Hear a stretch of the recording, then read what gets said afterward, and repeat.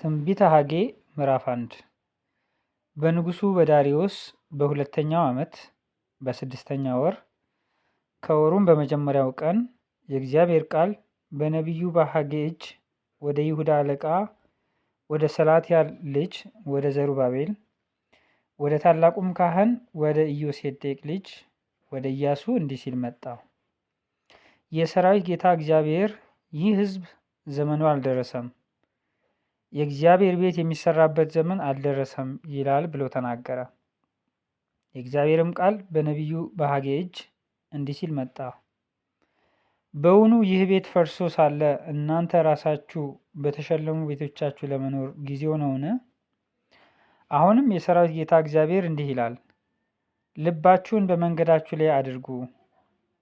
ብዙ ዘራችሁ፣ ጥቂትም አገባችሁ፣ በላችሁ፣ ነገር ግን አልጠገባችሁም። ጠጣችሁ፣ ነገር ግን አልረካችሁም። ለበሳችሁ፣ ነገር ግን አልሞቃችሁም። ደመወዙን የተቀበለ ሰው በቀዳዳ ከረጢት ያደርገው ዘንድ ደመወዙን ተቀበለ።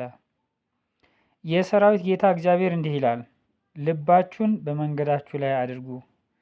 ወደ ተራራው ውጡ፣ እንጨትንም አምጡ፣ ቤቱንም ስሩ።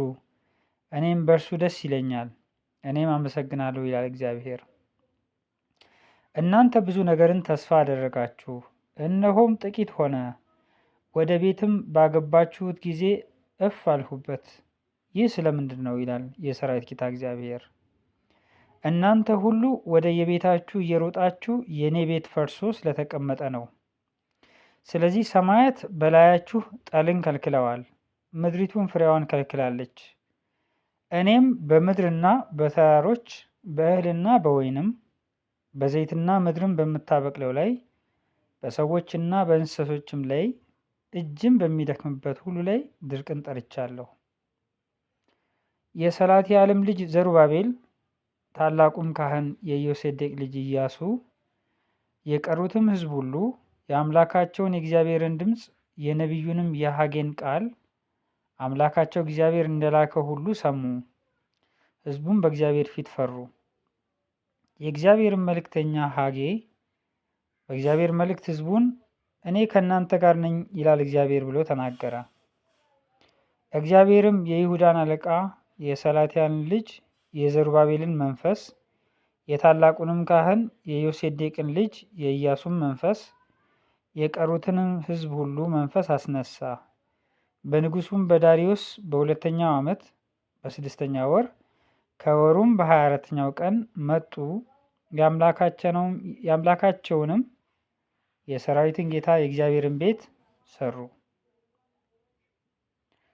ትንቢተ ሐጌ ምዕራፍ 2 በሰባተኛው ወር ከወሩም በ21ኛው ቀን የእግዚአብሔር ቃል በነቢዩ በሐጌ እጅ እንዲህ ሲል መጣ። ለይሁዳ አለቃ ለሰላትያል ልጅ ለዘሩባቤል፣ ለታላቁም ካህን ለኢዮሴዴቅ ልጅ ለኢያሱ፣ ለቀሩትም ሕዝብ እንዲህ ስትል ተናገር። በቀድሞ ክብሩ ሳለ ይህን ቤት ያየ በእናንተ መካከል የቀረ ማን ነው? ዛሬስ እንዴት ሆኖ አያችሁት? በዓይናችሁ እንደምናምን አይደለምን? አሁን ግን ዘሩባቤል ሆይ በርታ ይላል እግዚአብሔር። ታላቁም ካህን የኢዮሴዴቅ ልጅ ኢያሱ ሆይ በርታ፣ እናንተም የአገሩ ሕዝብ ሆይ በርቱና ስሩ ይላል እግዚአብሔር። እኔ ከእናንተ ጋር ነኝና ይላል የሰራዊት ጌታ እግዚአብሔር። መንፈሴም በመካከላችሁ ይኖራልና አትፍሩ።